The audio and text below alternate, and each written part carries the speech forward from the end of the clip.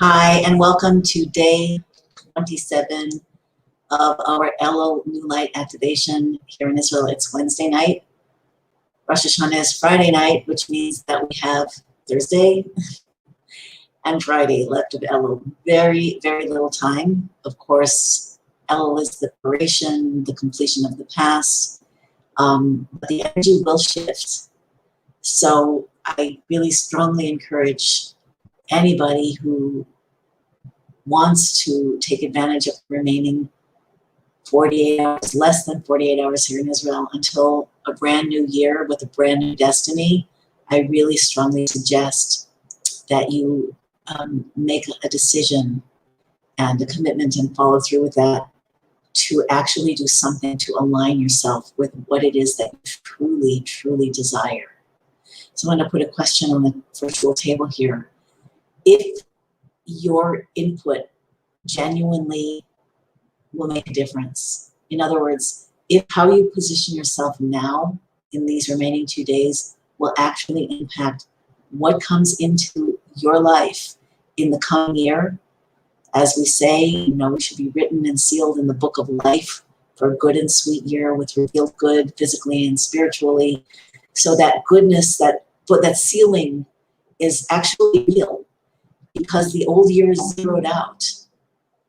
And the new year hasn't come in yet. I mean, the old year is going to be zeroed out. A new empty space is created, is opened in the creation process. Like here's infinite God and infinite divine energy.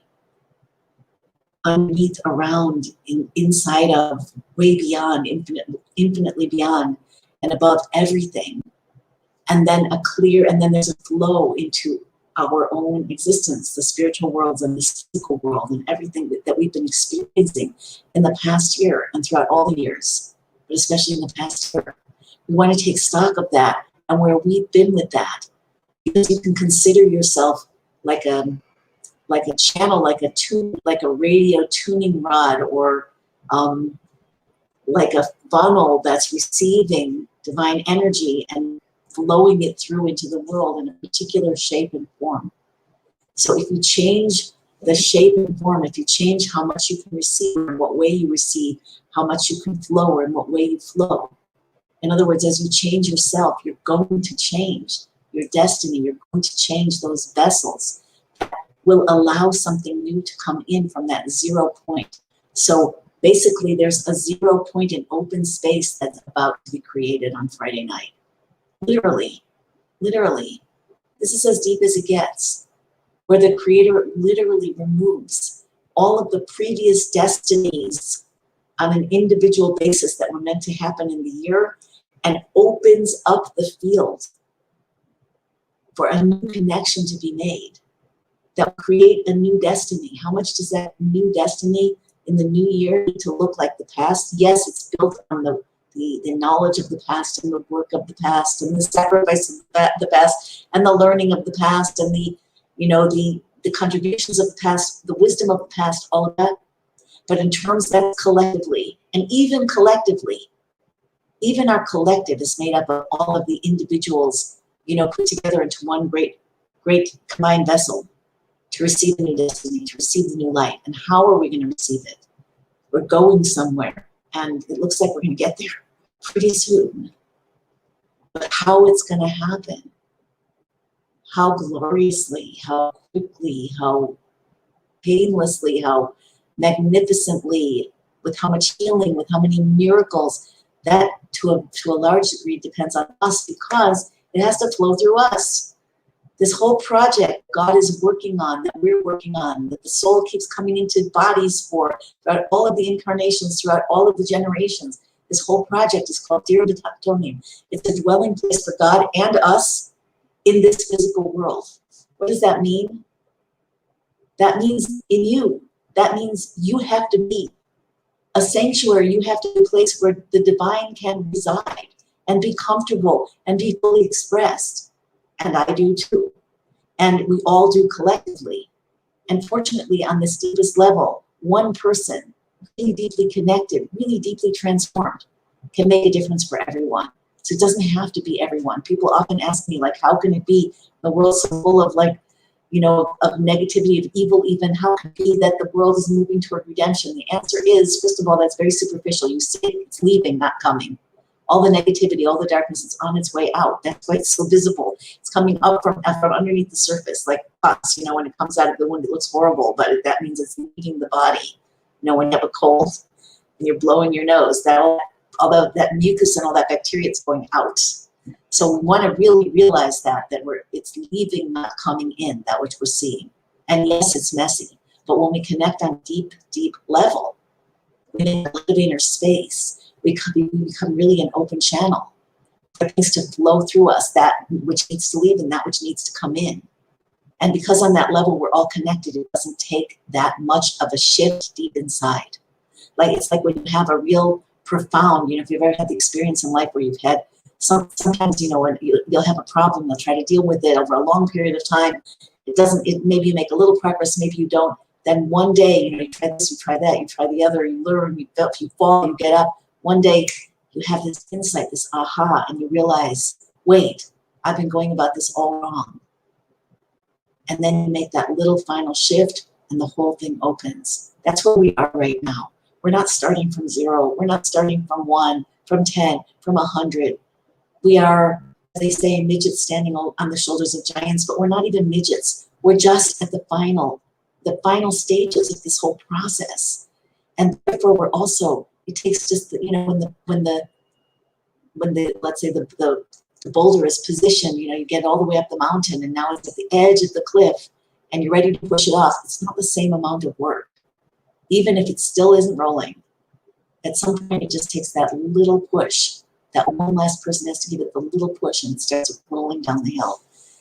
All these metaphors. So there are many more. I could come up with many more metaphors. I don't know how useful that would be. But the point that I want to make is we have 2 more days of the year, of this past year, this crazy year, in English 2020, in Hebrew Tafshin the year of the pay, of representing 88 represents, that pay is 8 in the Hebrew numerology, representing above nature, representing the messianic, representing the redemptive, representing the miraculous.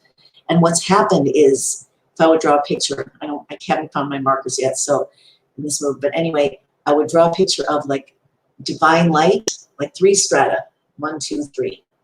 We'd have on the bottom, we would have infinite divine light flowing out infinitely. And then we would have a barrier of concealment, even stronger than that divine light, or it wouldn't be able to hide the light, but holding back the light. And on top of that barrier, this illusory physical world exists. So underneath, this is just a metaphor, underneath is infinite light, concealed by infinite concealment, known in Kabbalah as the Tzimtzum, and then here we live. So our ground is starting to crack. Where we live is starting to break apart. The things that we grew up expecting, even last year, nobody, except maybe some of the people behind it, but nobody of, you know, other than that could have possibly predicted, it's all a divine process, could have possibly predicted what this year would be like. And there's still 2 days left. Who knows what's going to happen now? So that concealment that allows us to walk through life without ever thinking about what's lying beneath, or even if we think about it without ever genuinely connecting. Like, life on the surface is so different from, you know, okay, that's spiritual reality, but we live here after all, there's a world. That's the concealment that allows us, even forces us to say that. It's cracking open. It's cracking open. Like it or not, the world's going to awake. It is already awakened. It is already awakening. So on top now, coming through these cracks, is the deeper inner, the godly from underneath. Maybe it doesn't look that way because we are focused on that which is coming out, that which is leaving, the dysfunction, you know, the darkness, the density, the expectation, all of that stuff, the conflict. But really what's emerging, what's breaking it, like when a tree, the roots become very big. Where I lived in Jerusalem, they had, it was a new high-rise, and in the courtyard, they had built these raised stone containers for the earth in which they planted trees that I'm assuming they expect to get really big. And right away I knew that they were raised, because otherwise the roots of the tree would eventually crack the courtyard, because I've seen it many times, right? We all have. So just like that, the divinity that's emerging is cracking the concealment, and it's causing the rocks, you know, that of the hidden agendas and of the exploitation and of everything that's going on under the surface, which I feel like I want to start talking about a lot more soon. So you can let me know if you're interested in that. But anyway, it's allowing it all to come out, and it looks like things are falling apart, but no, they're not. The negativity is falling off. The lies are cracking. The concealment is opening. And what's emerging is new divine potential. However, because we are not aligned with it, because we don't fully recognize it for what it is, because we haven't internalized it, because we don't have that bigger picture on the top of the puzzle box, it feels just like chaos. It feels like breaking. It feels like, you know, fear. It feels like unknown in a sense of causing, in some cases, terror. We want to change that terror. I didn't make up this phrase, but I'm going to quote it. We want to change that terror of the unknown to wonder and delight and amazement and empowerment at the unknown, because we know that the unknown is divine potential, it's the potential of destiny. So I just want to ask you now, what is it? If you knew that the past does not equal the future, unless you drag your past into the future, and even then, I'm here to tell you it's not going to work anyway. Because things are, if you think things move fast this year, just wait, just wait. So if you knew that the past does not anymore equal the future, and that a new light is pouring in like a rushing river, what shape would you want to make yourself? What kind of channel would you want to be? What kind of vessel? What would you want to shift? What beliefs would you want to let go of? What beliefs would you want to take on? What actions would you want to eliminate? What commitments would you want to make? What changes would you want to make in your relationship, and your relationships, and primarily your relationship with yourself and your relationship with God? So I'd like you to write down, if you resonate with this, the past does not equal the future. A new world is rushing in like a river. Are you going to flow with it? Are you going to open to it? Are you going to learn about it? Are you going to align with it? Are you going to rectify, complete, and leave whatever is not functioning well from the past, and open and commit and form and build new ways of being, new ways of perceiving, new associations, new communities, new learning opportunities, new sources of empowerment, to align yourself with the miraculous divine that is flooding into our world? Are you going to be part of the mainstream narrative, stuck in the muddy swamp? Or are you going to be flowing with that river that's coming in and washing that swamp away? That's really the question that you ask yourself right now. Okay, I want to say one more thing before I close. I do apologize for the fact that this is hours late. I was all set with my phone. We were in the car and I was about to go live and I lost service. So it didn't happen. Anyway, so last year I mentioned was Tufshin Pei was 5780, and 8 being the messianic number. But the new year that's coming in is Tufshin Pei Aleph. Many people who are attuned to this are talking about it. So especially people who are connected to the Lubavitcher Rebbe, my own mentor and the mentor of millions. So Tufshin Nun Aleph, in 30 years ago, exactly 30 years ago, starting today's from in Tufshin Nun Aleph, 1991, the Rebbe basically announced the acronym of the year would be, or was, Tehei Shnas Arenu Niflaot. This will be the year when I, God, will show you wonders. Will make you wonder at things, will show you wondrous things. And it, in fact, in 1991, the Rebbe said, and also the Bill Nagoen said, a couple hundred years before this, that 1990, 1991 would be the beginning of redemption. Basically, the Rosh Hashanah was still 1990, 1991, going into 1991.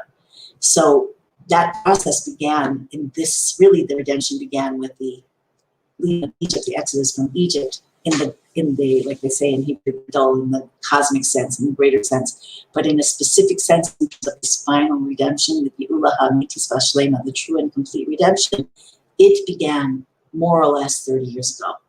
And there were certain global events that happened then, the fall in that year that I will show you wonders, the fall of the Soviet Union without a fight. Just suddenly, you know, communism just packed their bags and left that place at least. There were the Gulf War, the miracles of the Gulf War, which if you remember anything about it, read anything about it, were beyond nature completely. I saw a picture myself of a Scud missile, which were 2 Scud missiles that hit an army base, I think in Saudi Arabia, I don't remember now. Wait, there were hundreds of people who were killed. There were 39 Scud missiles that Saddam Hussein sent on Israel, and they landed on buildings, occupied buildings, and they collapsed the buildings to the ground, and nobody got hurt. Maybe a scratch. I saw a picture in a book of a missile, which was a couple stories high, Scud missile that had fallen into a store that sold Torah books, a store, and the missile landed on a chumash, on the 5 books of Moses, and just stood there, scratched to the ceiling and just stood there. I actually heard somebody speak back then who had been in Israel at the time. He told a story that he had gone out on Friday night to teach a class after the meal, after the Shabbat meal, and he came back and he was turning the corner toward his house and he saw a Scud fall out of the sky and land on the building where his family was, his wife and his children. I heard this from him myself, and he said, I stood there, he stood there praying that a missile would fall on him, like utter tragedy. And he's just standing there like wishing he wouldn't live. And then he sees like the figures moving in the rubble, people getting up and dusting themselves off, and nobody was hurt. And stories like this, there were basically, there were some missiles that fell into the water.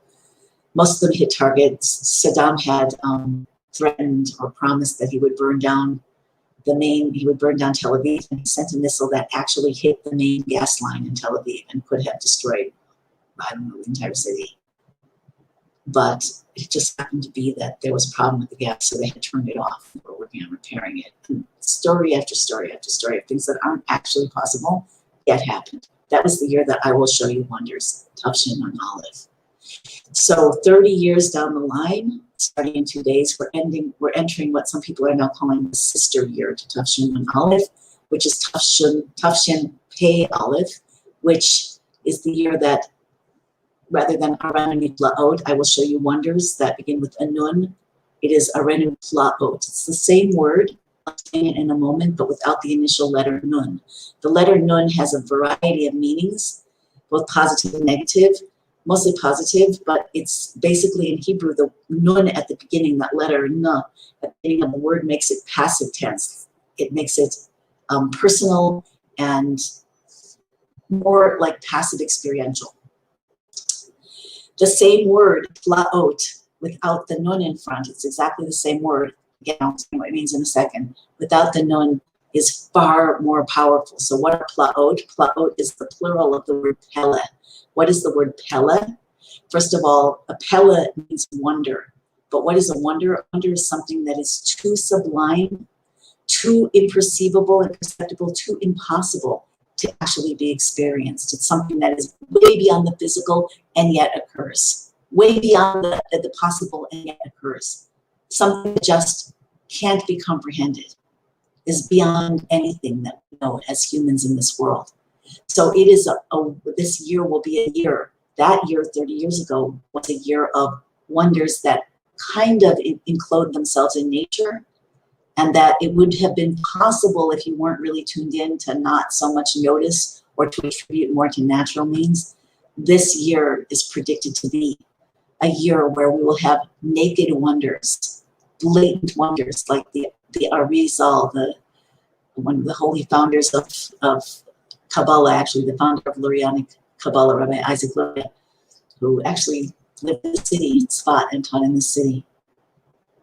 He said that in the time of, it says in the Torah that it's the same phrase, that it just in the days took you out of, the prophet says, in the name of God, I took you out of Egypt.